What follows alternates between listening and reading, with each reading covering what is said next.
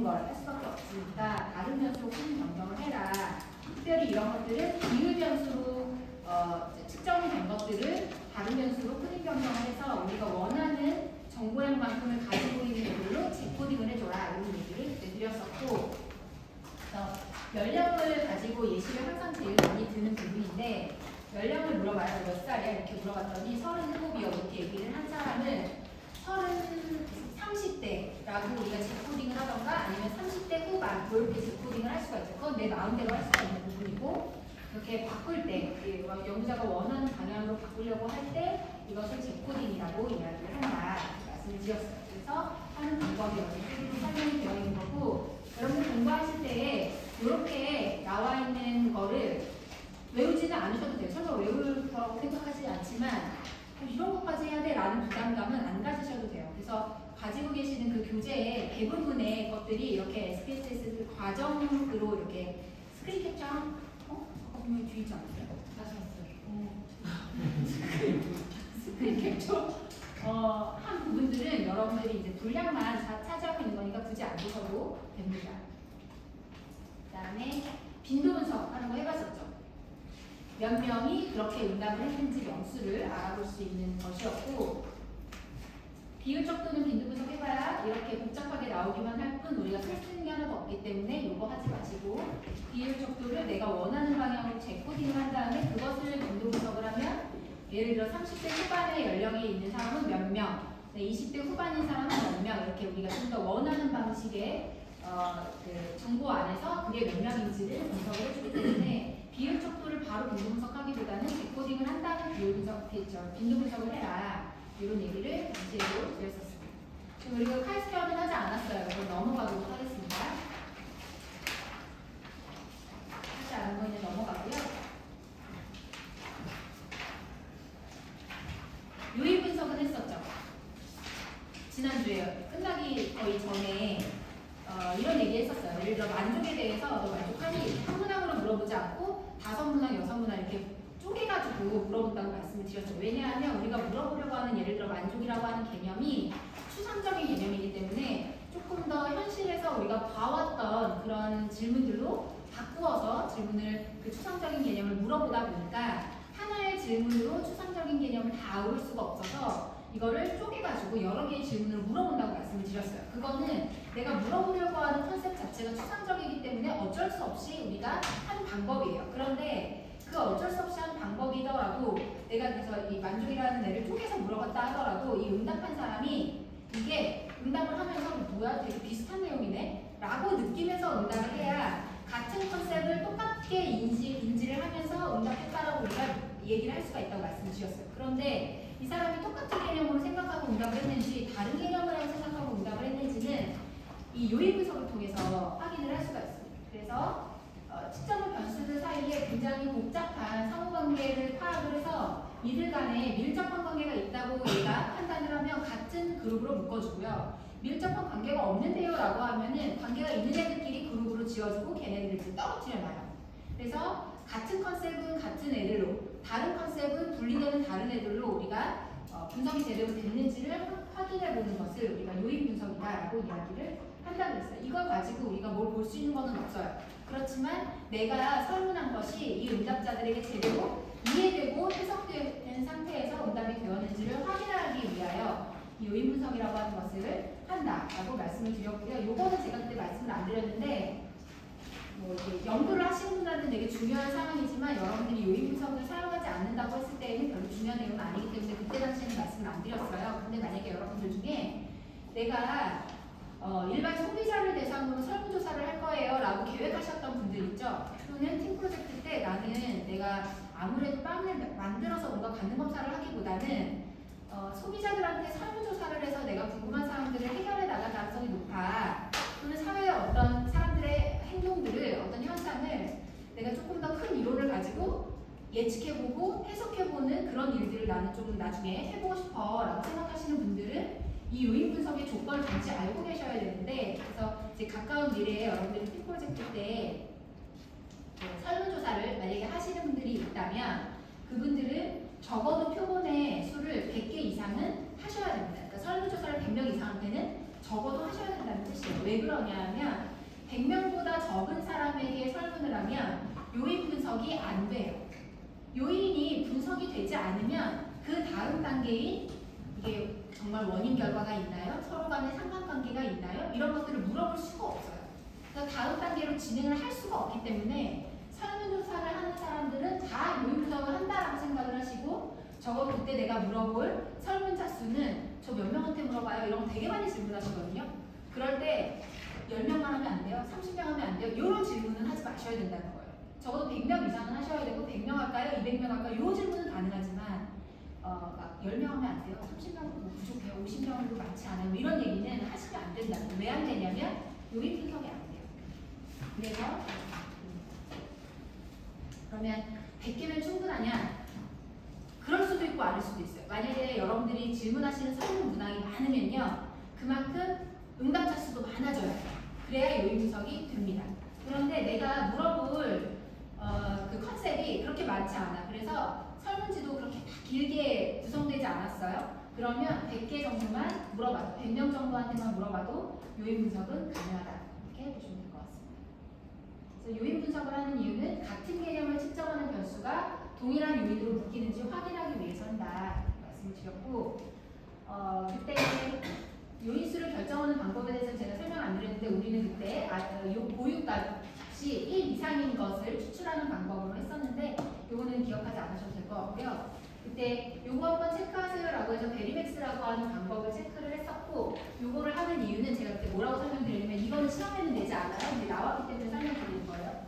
응답자들이 다 이렇게 여기저기 막 응답을 했어요. 그런데 내가 이거를 X, Y 축을 했을 때 이 축을 돌려서 막 100번, 200번 돌려요. 몇 번 돌렸는지 제가 얘기해 주는데 엄청나게 많이 돌려서 이 축이 이 정도 돌아갔을 때 얘네가 하나의 집단으로 묶일 수 있는데 라고 하는 그거를 찾아내기 위해서 돌리는 거거든요.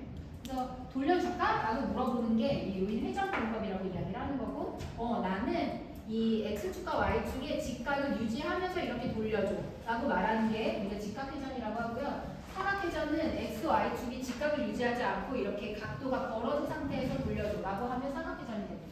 어쨌든 이거는 뭐 하지 않았기 때문에 중요하지 않은데 어쨌든 그때 우리가 베리맥스라고 하는 방법을 체크를 해서 요인 회전을 했었어요.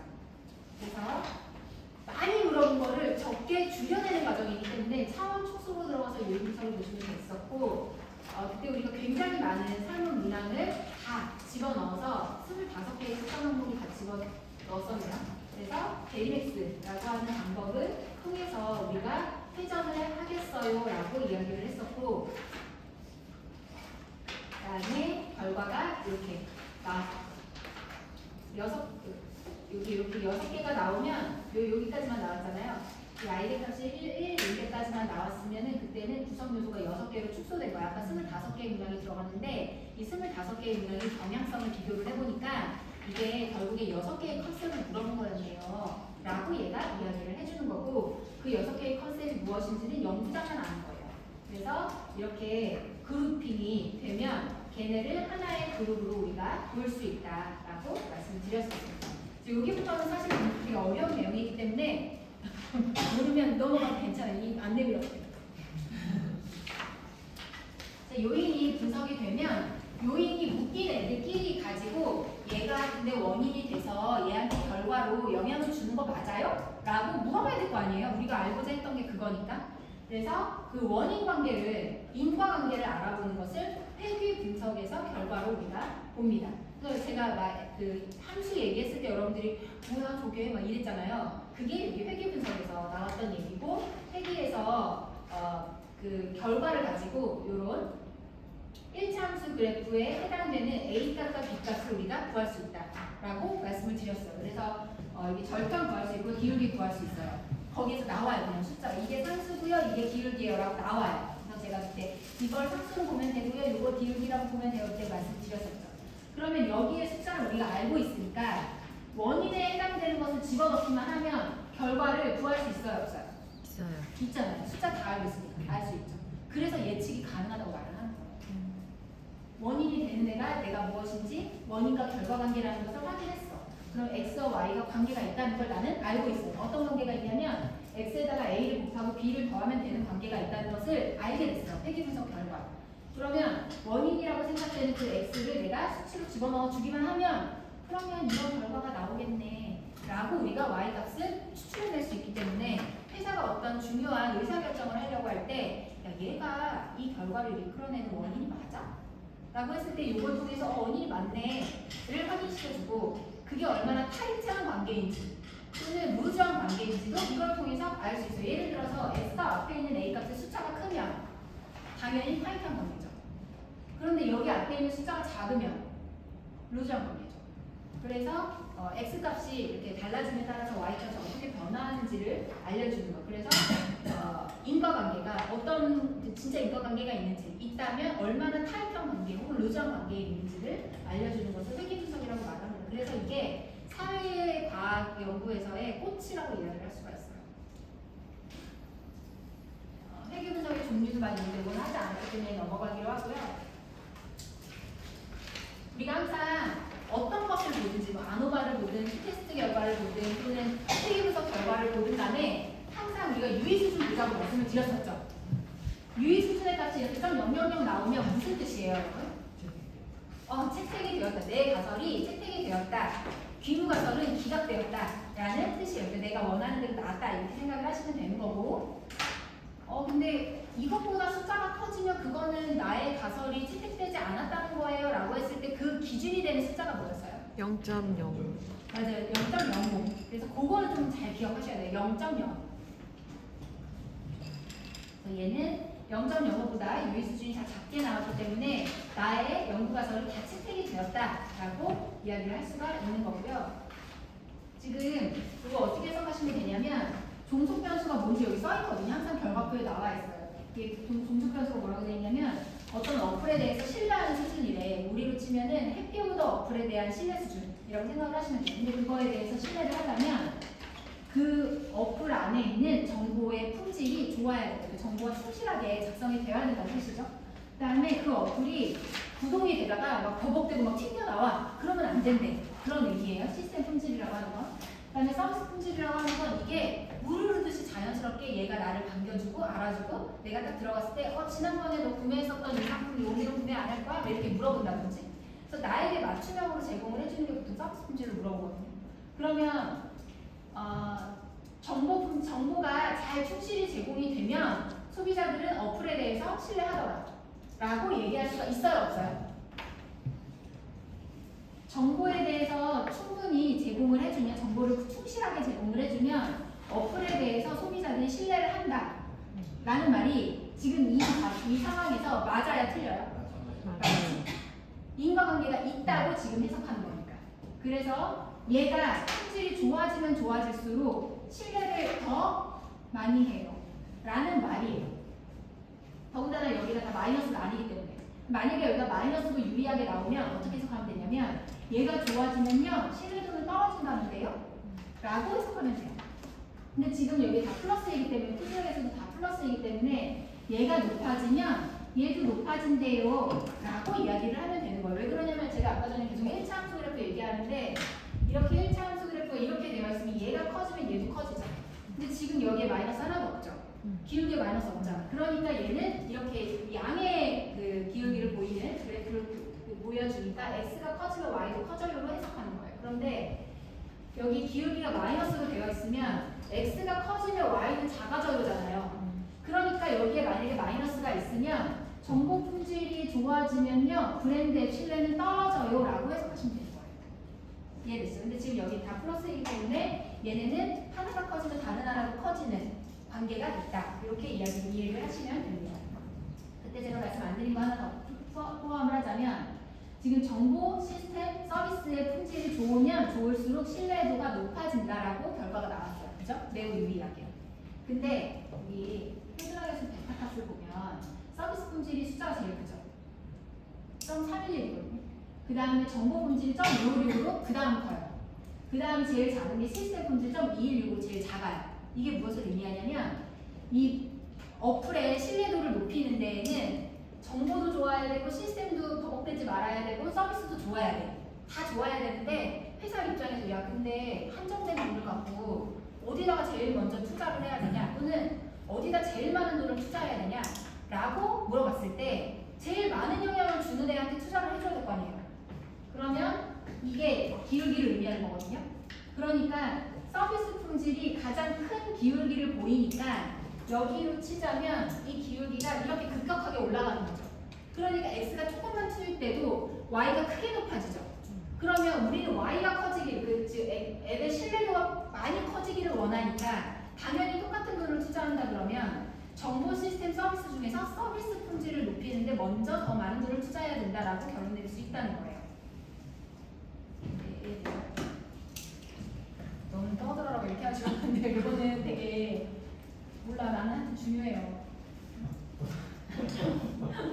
그래서 여기 숫자도 같이 보시면 좋겠다. 이거 유의 수준에 대한 거 여러분들 보니까 다 알고 계시니까 제가 하나 더 한 거예요. 이제 또 모른다고 해야겠군 이렇게 하시면 안 되고. 그래서 나와 있는 건 이거가 하지 않을 거고요. 실행 분석은 하지 않았어요. 그러니까 이것도 그냥 넘어가도록 하겠습니다. 그다음에 자연과학 통계 기법이라고 나와 있는 이거는 뭐냐면 받는 검사 할 때 우리가 사용할 수 있는 통계 기법이에요. 물론 받는 검사 아니어도 이거 이용할 수 있어요. 그런데 보통은 우리가 받는 검사 할 때 반드시 이 통계 기법을 이용하기 때문에 제가 여기에다가 집어넣은 겁니다. 받는 검사를 할 때는 두 가지만 기억하면 된다고 말씀을 드렸어요. 받는 검사에서는 이 나와 있는 현상을 그냥 확인하는 것 뿐이지 이게 원인이에요 라고 이야기할 수 있는 그런 거는 아니에요. 그래서 사회과학 통계, 즉 소비자들한테 설문지를 돌려서 우리가 뭔가 알아보려고 하는 그런 사회과학 통계는 원인과 결과를 물어보는 게 핵심이에요. 그래서 원인과 결과를 물어보기 위하여 회귀 분석을 이용한다. 그런데 이 회귀 분석을 돌리려면 이 컨셉이 내가 생각한 대로 응답자도 생각을 했는지 요인 분석을 한다. 요거거든요. 근데 자연과학 연구에서는 즉 받는 검사를 해가지고 내가 야 너 이거 맛이 같다고 생각하니? 이거 두 개가 맛이 차이가 있냐? 뭐 단맛의 차이가 있냐? 또 쓴맛의 차이가 있냐? 이런 걸 물어봤다고 쳐보세요. 그랬을 때는 뭐가 원인이 되는지는 사실 몰라요. 그냥 미루어 짐작할 뿐이에요. 내가 뭐 하나를 바꿨으니까 이 바꾼 것 때문에 단맛의 차이가 나나 보다 라고 내가 짐작할 뿐 이 사람들한테 우리가 물어볼 수 있는 건 설탕이 달라졌는데 그것으로 인해서 지금 단맛을 다르게 느끼십니까가 아니라 이 두 개가 다르니? 라고 물어봐서 달라요 라고 응답이 나왔으면은 통계적으로 다른지 얘한테 물어보기만 하는 거예요. 그래서 자연과학 통계에서는 차이가 있는지만 알아봐요. 인과관계인지 물어보는 게 아니라 얘가 원인이고 얘가 결과예요가 아니라 얘랑 얘랑 달라요? 얘랑 얘랑 같아요? 요것만 물어본다는 소리예요. 그런데 내가 비교하려고 하는 대상이 얘하고 얘 둘이에요. 그러면 제가 뭘로 차이 비교를 한다고 했었냐면 T테스트, 독립표본 T검정이었어요. 그런데 물어보려고 하는 시료가 3개야. 아니면 4개야, 5개야. 이렇게 가면 뭘로 물어본다고 했죠? 맞아요. 아노바로 이 차이가 있는지를 물어본다고 했어요. 그러니까 핵심은 차이인지 아니면 인과관계인지로 여러분들이 그냥 단순화시켜서 알아두셔도 됩니다. 물론 이게 전부는 아니에요.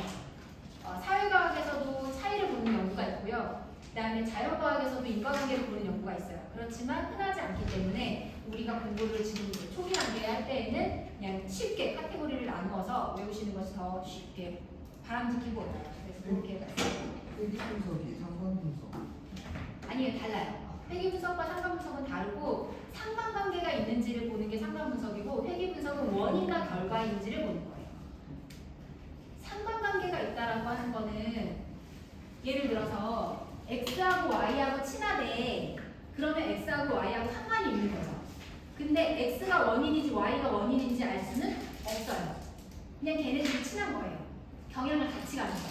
그런데 인과관계는 X가 커지면 Y가 작아져요. X가 커지면 Y도 커져요. 라고 하는 경향성과 얘가 원인되면 결과가 반드시 도출된다라고 하는 전제를 같이 가져가는 거기 때문에 회귀 분석이 더 이렇게 엄격한 개념이고요. 상관 분석이 더 이렇게 넓은 개념이에요.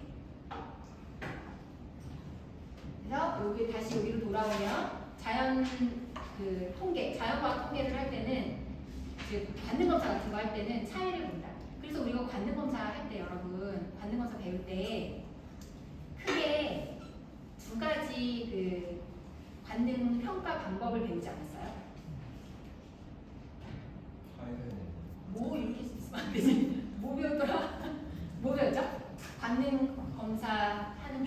종합 차이. 네, 차이 검사, 종합적 차이 검사하고 특성 차이 검사. 묘사. 네, 그리고 묘사 분석. 묘사 분석은 그야말로 묘사를 하는 거고요.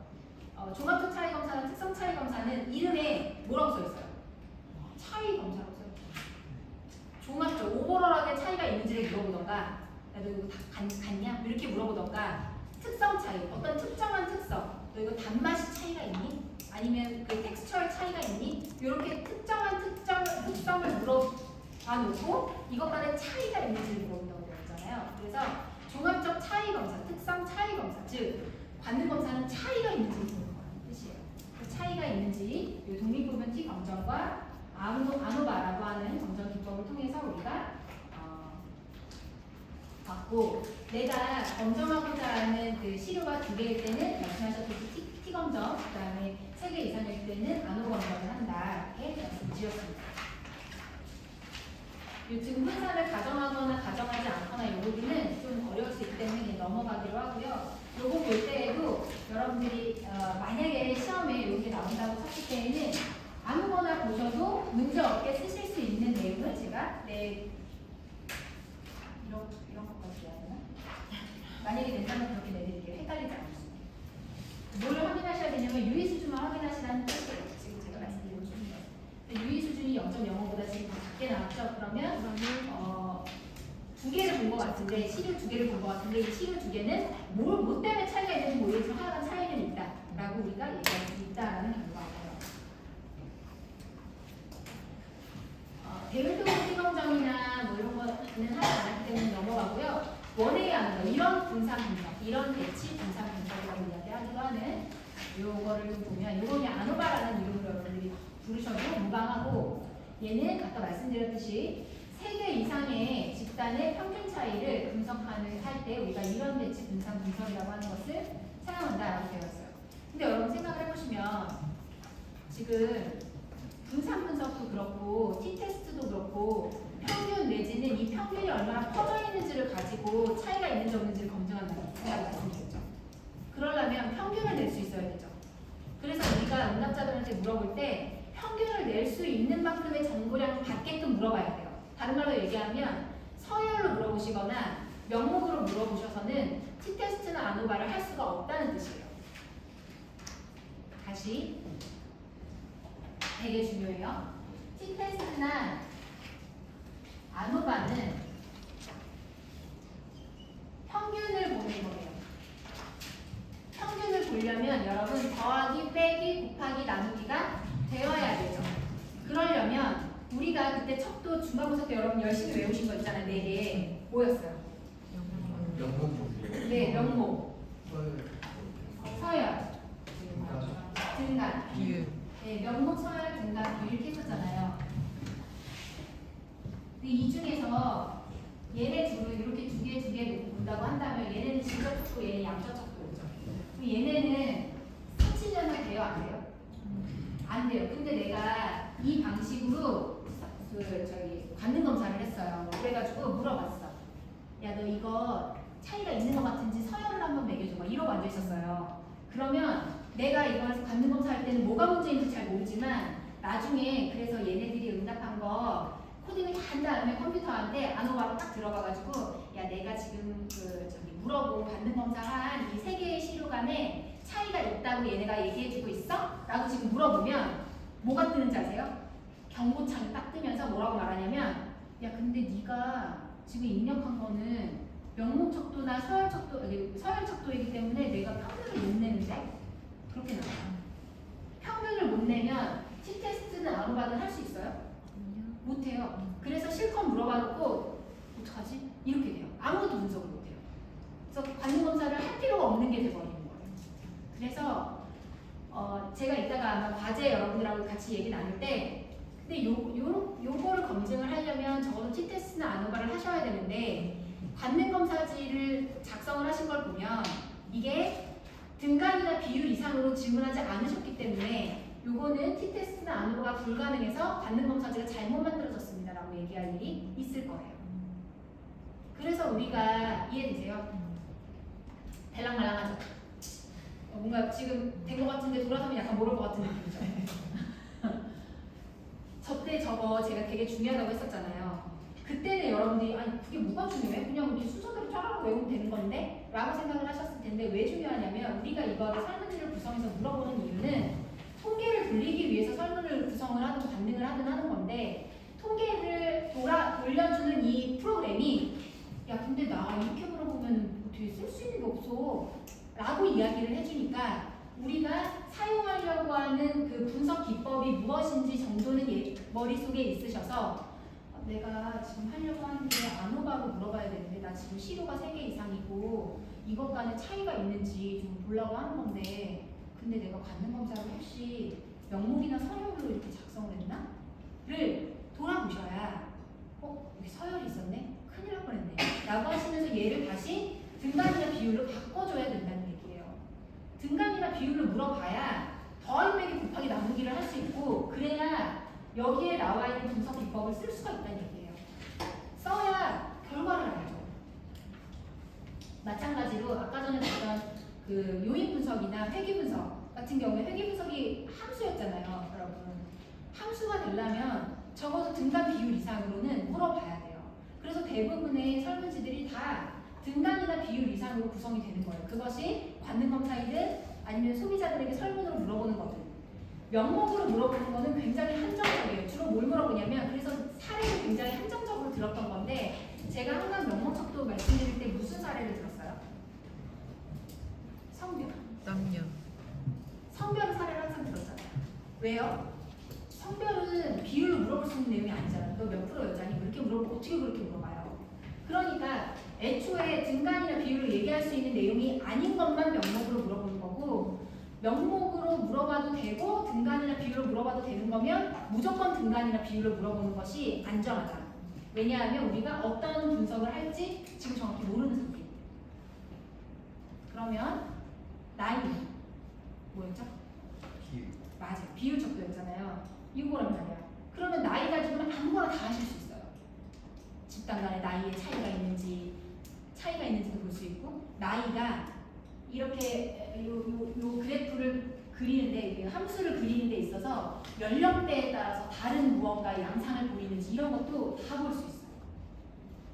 예를 들어서 20대한테 물어봤더니 이런 그래프를 보이는데 30대한테 물어봤더니 이런 그래프를 보이는데 40대는 해당이 없대. 이렇게 나올 수도 있어요. 근데 이거를 나눠서 살펴볼 수 있는 이유는 나이를 뭘로 물어보기 때문에 비율로 물어보는 거예요.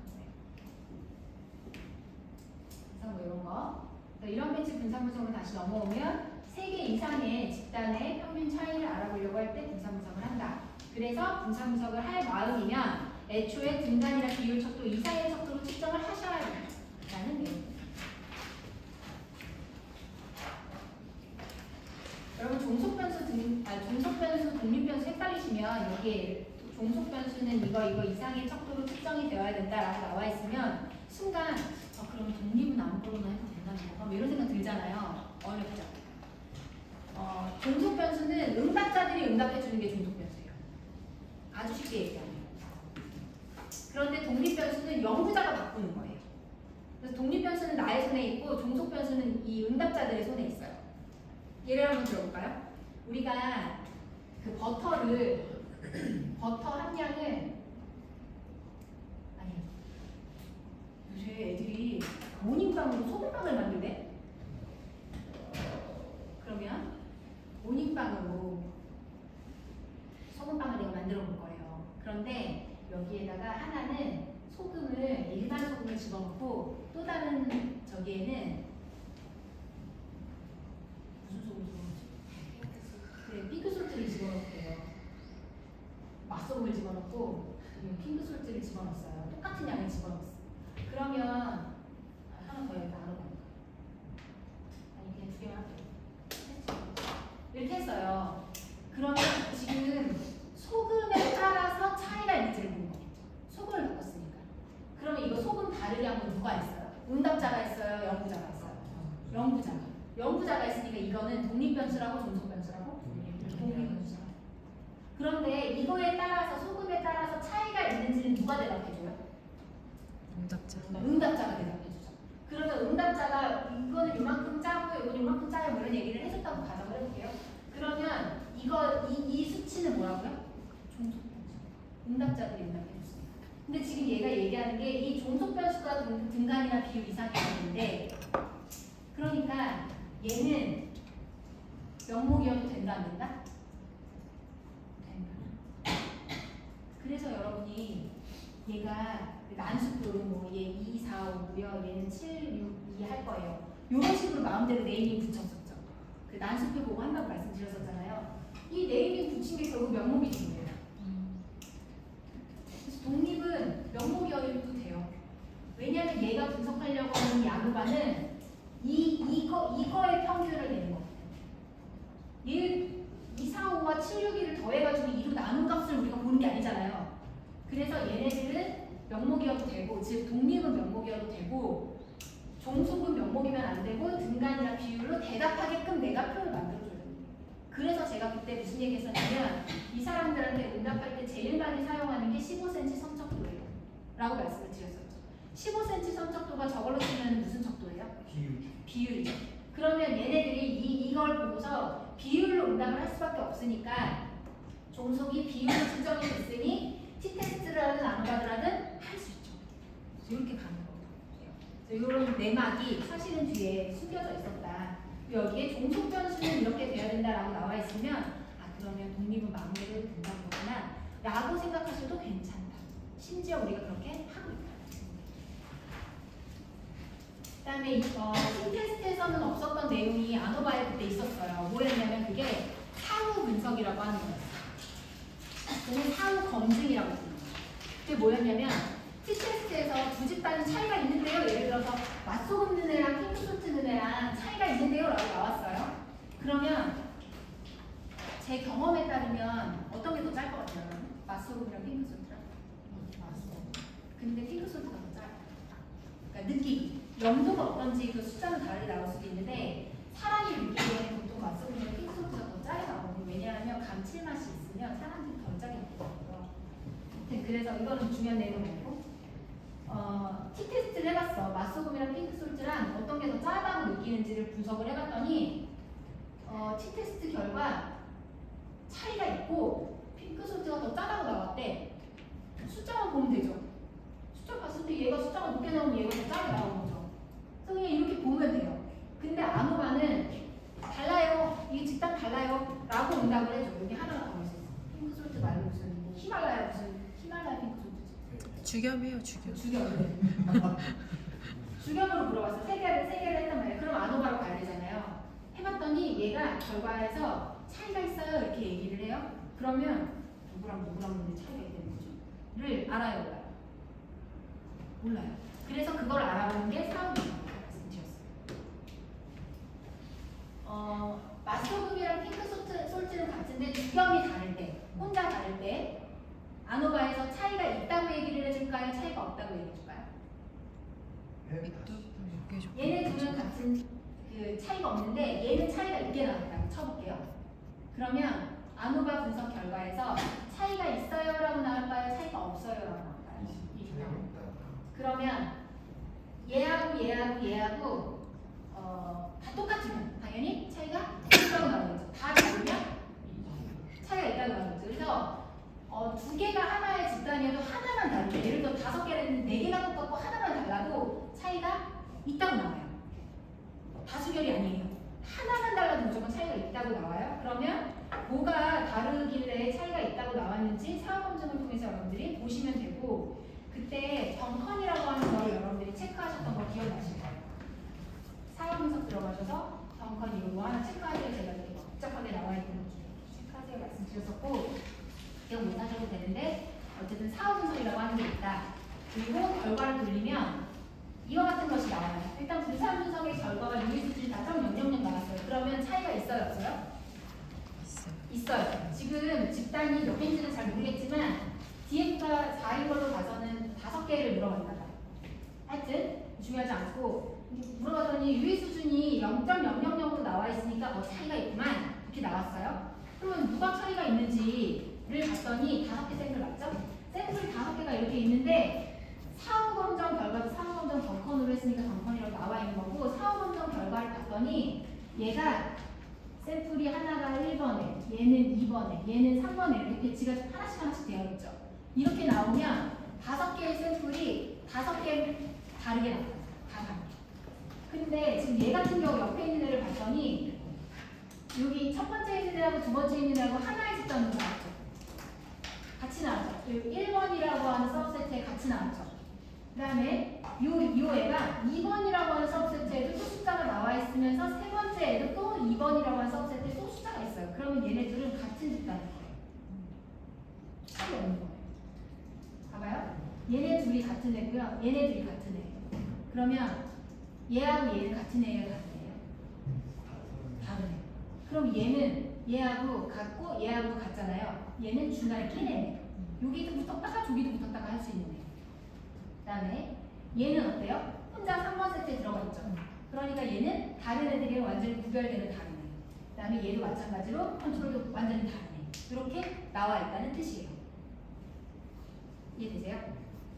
근데 이거를 우리가 연구자가 맨날 얘랑 얘랑은 다르고요, 쟤랑 쟤랑은 다르고 이렇게 일일이 말을 하고 다닐 수가 없잖아요. 너무 폼이 안 나잖아.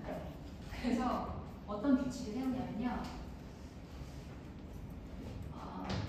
M100이라고 하는 애가 첫 번째 샘플인데 M100이라고 하는 애가 이렇게 표시가 돼요. 내 마음대로 하는 거예요. 그 다음에 M75라고 하는 애도 얘하고 집단이 똑같다네.